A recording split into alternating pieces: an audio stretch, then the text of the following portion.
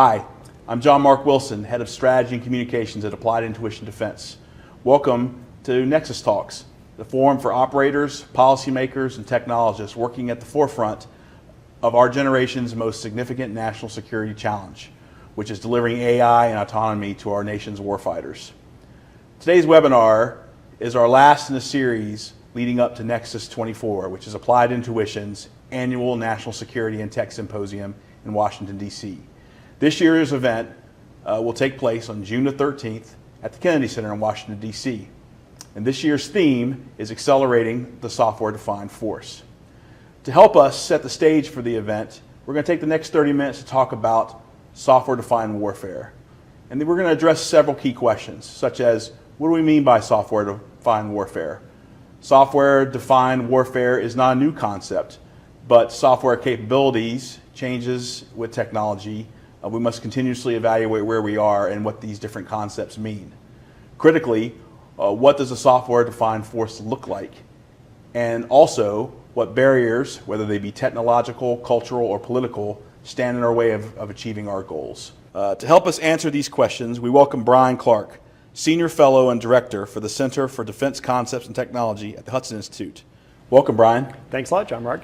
You can see the details of Bryan's distinguished career and outstanding research linked in the description below. I did want to highlight a few things for the audience. Bryan's a submariner. And so, Bryan, I'm a bit of a submarine nerd myself. I love a good submarine movie. Like, what are some of the things that people, the average Joe, doesn't understand about submarines? Well, first it's not, submariner. People will say submariner. And that just means you're not a very good mariner. And I don't think people like that connotation. So, right. Submariner is the right term. I'd say we know submarine movies. I think that's a great question. Das Boot, I think, is probably the favorite of most submariners, just because it, captures the real, the stress of the job and some of the funny parts of it, and the fact that it's just a very, challenging environment in which to operate. Right. Other submarine movies tend to ignore the kind of more pedestrian elements of it, but I think Das Boot captures the kind of day-to-day routine that sometimes is the case. Bummer, I was hoping you'd go for Hunt for October. Yeah, that's right. Well, that's a good movie, but obviously very, very fantastical. Yeah. Just like Crimson Tide. Nobody's got dogs on boats, and you don't see quite that same. So those situations don't rise very often, but Das Boot's a little more reflective of life in the submarine. Awesome, thank you. Bryan served in a series of senior policy positions within the Department of the Navy. From 2013 to 2019, Mr. Clark was a senior fellow at the Center for Strategic and Budgetary Assessments, where he led studies for the Department of Defense Office for Net Assessments, Office of Secretary of Defense, and DARPA on new technologies and the future of warfare. Prior to that, Mr. Clark was a special assistant to the Chief of Naval Operations and the director of his Commander's Action Group, where he led the development of Navy strategy, implemented new initiatives in the electromagnetic spectrum operations, undersea warfare, expeditionary operations, and personnel and readiness management. So a long career both as a warfighter, a practitioner, and as a policy leader. So we're honored to have you here, Bryan. It's great to be here. I really appreciate the opportunity. Thank you. So we'll dive right in. Yeah. So I wanted to begin our conversation with a high-level question. What's software-defined warfare? Yeah, that's a great question, because I think people throw that term around as if there's something new going on with regard to software and warfare. But in a lot of ways, we've had a software-defined force for decades, right? Back in the Cold War, we had software, computer-operated systems, software-defined systems, radar systems, communication systems, computers inside of weapons. So that's been around for a long time. I think what's changed is the idea of software being used for decision-making. So software is actually being now used to build courses of action. Commanders can employ it to see what's going on in the battlefield. How can I best use the force that's available to me? We see in Ukraine how this gets used every day, right? They're using software and tablets to build out their plans in real time and be able to then implement those plans using communication systems, like Starlink, which are, again, a software-defined radio system that's, in this case, a satellite-based system. So software-defined warfare has transitioned from just being software inside of hardware to now software is actually managing the fight and then controlling the machine-to-machine communications that then implement the course of action and make the fight happen. Interesting. One of the things that you and I in previous conversations have discussed was like John Boyd and the OODA loop, right? So how does that fit into, how does that theory fit into what we're describing in terms of software-defined warfare? Yeah, so as software gets used to help you make decisions rather than just being the implementation of decisions, you can now look at ideas of like John Boyd's OODA loop: observe, orient, decide, act. Most people think about the fact that the OODA loop is just something where you compete for speed, right? I just got to go faster than the other guy. And that's true in one way, but also it's about making the other guy make bad decisions. So ideally, I want the other guy to make decisions that are worse than mine, but also happen faster, so that he rapidly collapses his decision cycle and becomes ineffective. So using software, I can start to come up with courses of action that will undermine my enemy's ability to make decisions. I can start to create deception operations that confuse him. I can start to obscure my operations so he's unable to orient. And then I can also give myself more courses of action so I can decide faster. And I think a lot of times we just think of speed as being the only element that's at play here, and it's really much more about creating better decisions than my enemy, undermining my enemy's decisions, quality and speed, and then also to giving myself more options. And if you use software to define the decision space, you can get more options so you can make better decisions faster. In a previous conversation, you and I had a discussion about the art of warfare, right? And how humans historically have defined that. Yeah. But now we're looking towards software really being the defining element of the operational art in many ways, or is that an overstatement? No, not at all. I think with the idea of with software being used to help make decisions, we are now transitioning from a time when operational art, doctrine, tactics were being developed just by humans using their experience and subject matter expertise to come up with plans on the fly, to now a time when I can look at the entire decision space available to me. So I can look at what are the forces available to a commander, what are the different ways that we can employ them, run through all the possible options, and come up with a set of best courses of action that you could employ. So operational art is moving from being something that humans do in advance of conflict to now operational art is something that I can actively employ during a conflict. And in a lot of ways what this is showing is that software is defining our tactics, more than just software defining our capabilities. And I think that's the big shift that's underway right now that a lot of people miss, is that software is now changing the way that we employ our forces, as well as how they operate. Now that we've teased out a little bit about the theory of software-defined warfare, let's now move to the force. Right. So with that in mind, descriptively, what should the force look like that has to conduct operations in this new concept? Yeah, so you think you could take today's military, which is predominantly crewed platforms with maybe some unmanned systems that are operating at the edge, to kind of give them longer reach, more persistence, that kind of thing. You could still do a lot with that force if you had a software-defined decision-making capability, right? So you can come up with better courses of action, you come up with better plans, you can come up with ways to undermine your enemy's decision-making. So you could certainly improve your decision superiority with today's force. The problem, though, is that's a limited set of options that you're creating for a commander, because the manned force of today is relatively small and shrinking because it's expensive. Each of those units is expensive: a ship, an aircraft, a troop formation. If you want to give your commanders of the future more options, we're going to have to disaggregate that force further, and that means getting down to smaller units of issues, smaller individual distributed units, and that might mean a lot more unmanned systems, because I can't scale a set of crewed troop formations at the same way that I can scale a bunch of unmanned systems, because those troops are very expensive to keep because of people cost money, training costs money, recruiting retention costs money. Unmanned systems, even though they have people associated with them, I can have a lot of unmanned systems being controlled by a small number of people, and I can add more unmanned systems without adding more people. So the scaling is what's actually the big difference, and by scaling the force to more distributed force with a larger fraction of unmanned systems, now I can give my commanders a lot more options, because my computer-based decision-making tools can now explore a much larger option space. I've got lots of ways to mix and match the force. If I've got a bunch of unmanned systems, they can be configured differently. They can be heterogeneous. Some can be sensors, some can be shooters, some can be nodes that help me to communicate with each other. I can combine those a lot of different ways, give my commanders more options, which helps them make better and faster decisions, and also makes things more complicated for the enemy and slows down the enemy's decision-making cycle. So getting to that more distributed and more disaggregated and heterogeneous force is really where the department needs to go if it wants to take advantage of software-defined warfare. Great. And so with that, what are the implications for hardware? Because we think very much a lot when military capability at least throughout all of my military career, was very much focused into the lens of hardware. Right. You mentioned in a previous conversation that hardware is going to become commoditized. Right.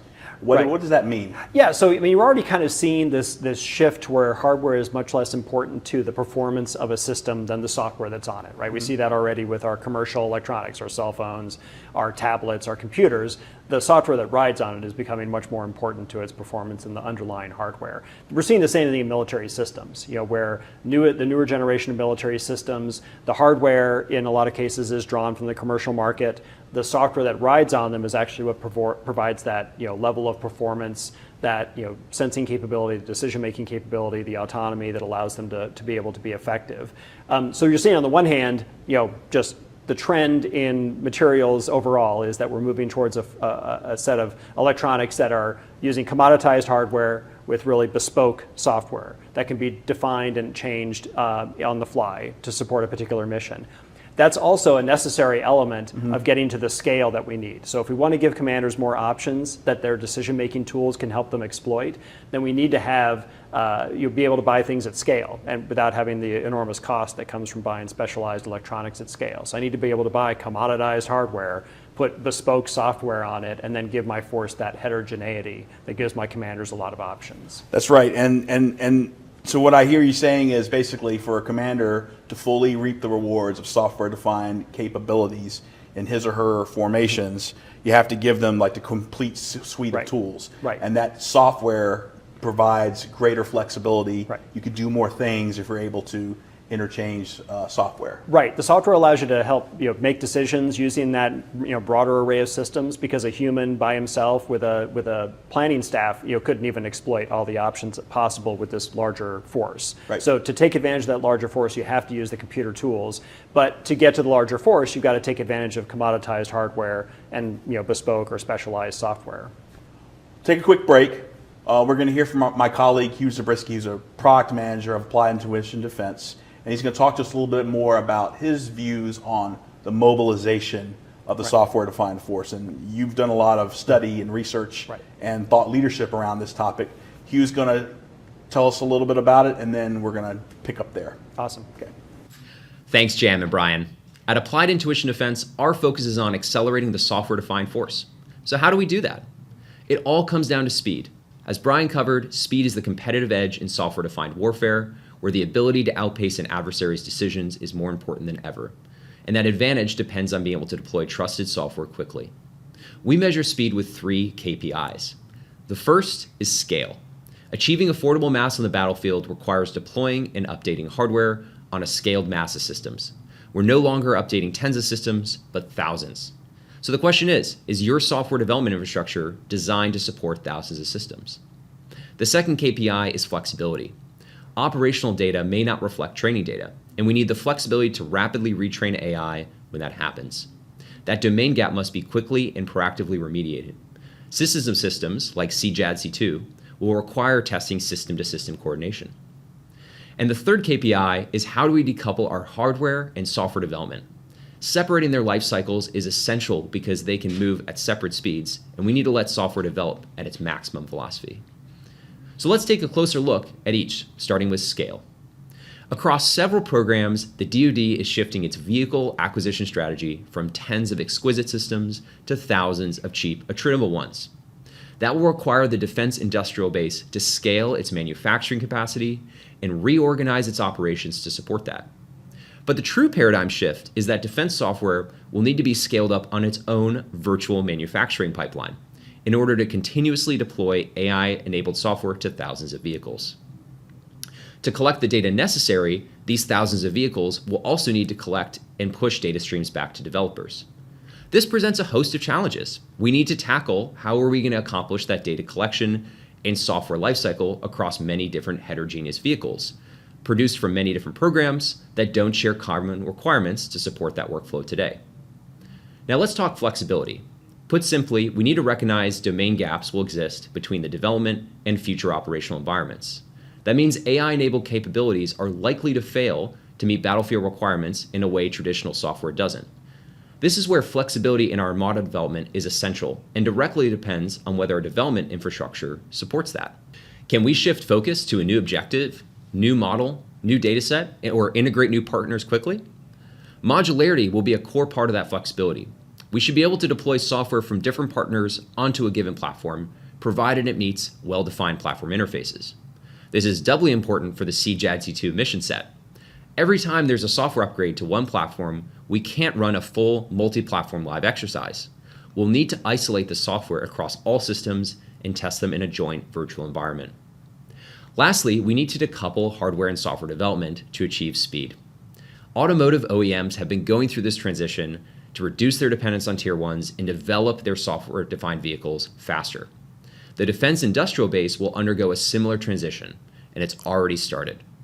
This involves re-architecting vehicles to support more complex software behaviors and well-defined interfaces that allow for the flexibility we discussed. At the program level, acquisition leaders can leverage the software acquisition pathway as part of the adaptive acquisition framework to decouple hardware and software procurement. Hardware platforms can also be verified for their compliance to modular and open architecture standards. Thanks, Hugh. So Hugh just shared a framework for how we think about rapid mobilization of software defined force. Do you have anything to add or maybe to push back on here? Yeah, so one interesting thing about the research we've done and that Hugh's been part of on mobilization is we're moving into a world where we're going to need to be able to mobilize military capabilities after a conflict starts or after a confrontation starts. We're seeing already with Ukraine how a lot of the military systems that we've been giving them in the West to help fight that fight are already rendered irrelevant by some of the countermeasures that Russia has put in place. One great example is JDAMs. Joint direct attack munition is a GPS-guided bomb that you can use to drop on targets, right? So GPS jamming, though, has rendered that weapon incapable of hitting the target accurately.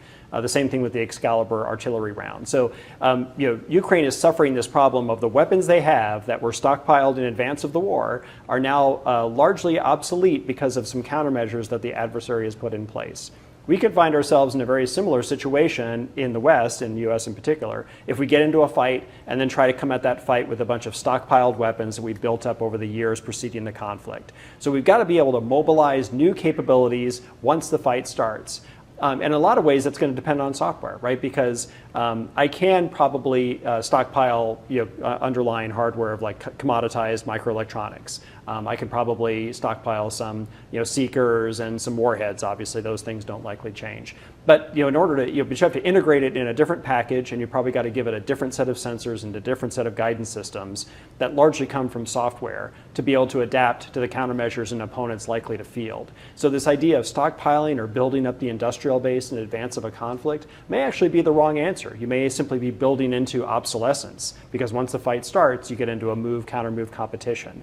And so that's why I thought Hugh's discussion about speed was really important, but it's speed to get adaptability. Mm-hmm. It's not speed just to deliver the product faster. It's I need to be able to go faster in terms of my pipeline because I'm going to have to come up with new ways of integrating and fielding a capability in response to what my opponent does, or maybe in anticipation of what my opponent might do. And then this idea of hardware-software decoupling, I think, is really important because you can see how the hardware might be really commoditized but disaggregated. And then you have to use software both to empower that hardware and then integrate it into a platform like a munition or a missile. Great.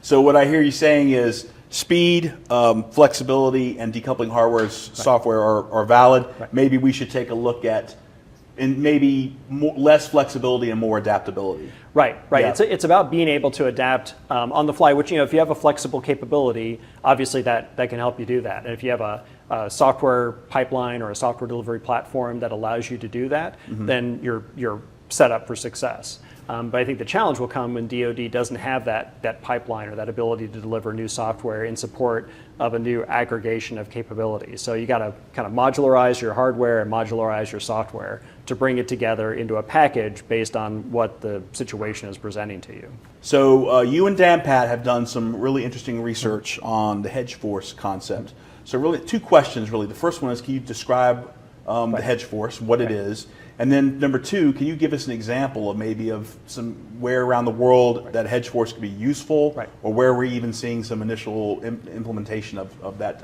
concept? You bet. Yeah. So one of the challenges that DoD has right now is you've got proliferation of technologies.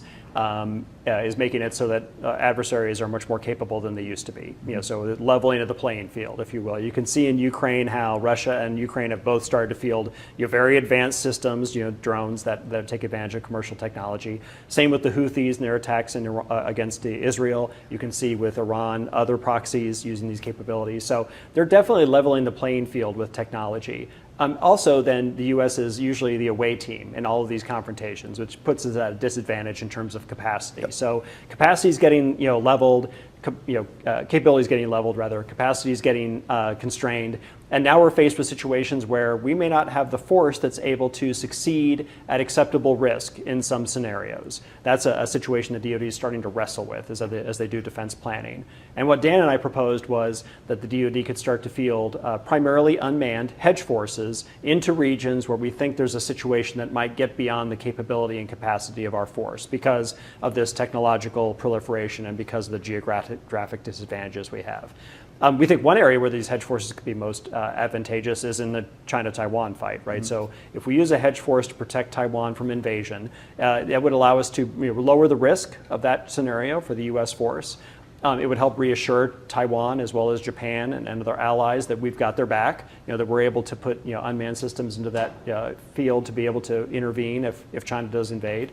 And these forces are essentially they would act as a mobile minefield. So it's not a highly sophisticated operation, but using unmanned systems on, above, and below the water, you could really disrupt and slow down a Chinese invasion of Taiwan and make it so that you might kill some of their ships just outright, but you could also make it so that they're better targets for our long-range fires. So that combination of disruption, slowing, and then better targeting for our long-range fires could make it so U.S. forces, without a lot of changes, would be able to defeat that invasion, and it sort of takes down the risk of that scenario. Yep. So that concept is one we're looking to apply. There's probably other places around the world where those situations might exist. And I suspect too that a hedge force wouldn't only be useful if the the balloon were, God forbid, to go up, but also in deterrence as well. Absolutely, right. So the idea we would have in our hedge force is that it would be deployed in Japan, in the Southwest Islands, and the Philippines, the Batanes Islands, where U.S. forces are already operating, to some degree. So these hedge forces would sit there, and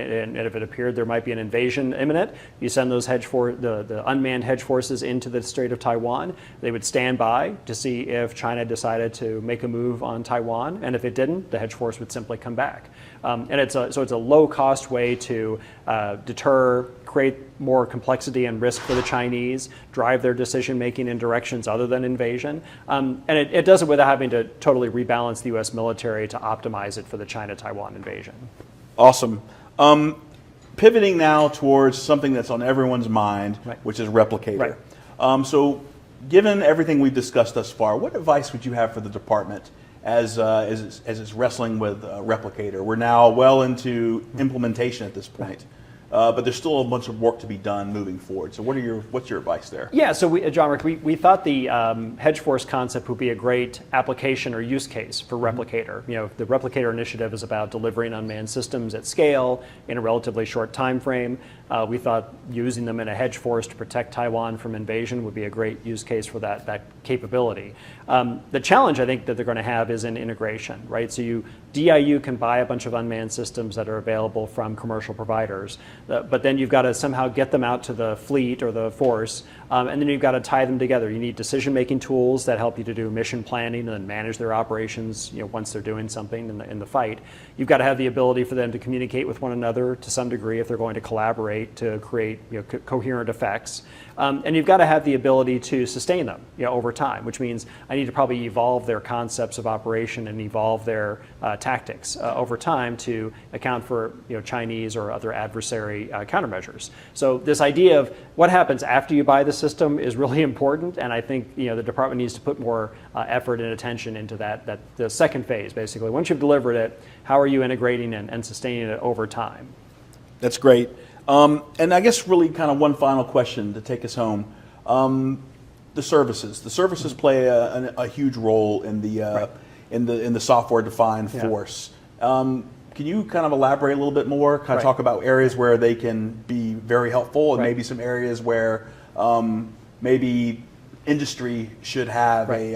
a greater role? Yeah, so I mean, I think it's a great way to think about this is in terms of like the software factories that a lot of the services have created and some are considering creating. There's clearly going to be situations where the service with, civilian or uniform leadership should be managing a software factory. Situations like electronic warfare system reprogramming, which has to happen in a relatively short time frame. It's in response to intelligence that's been gathered. It's going to go directly into fielded systems, and go out to the force. That's probably inherently governmental. So even though contractors may do support functions for that software factory, it needs to be something the government's managing inside of the decision loop of the uniform leadership, right? So that's going to happen probably out in the field somewhere.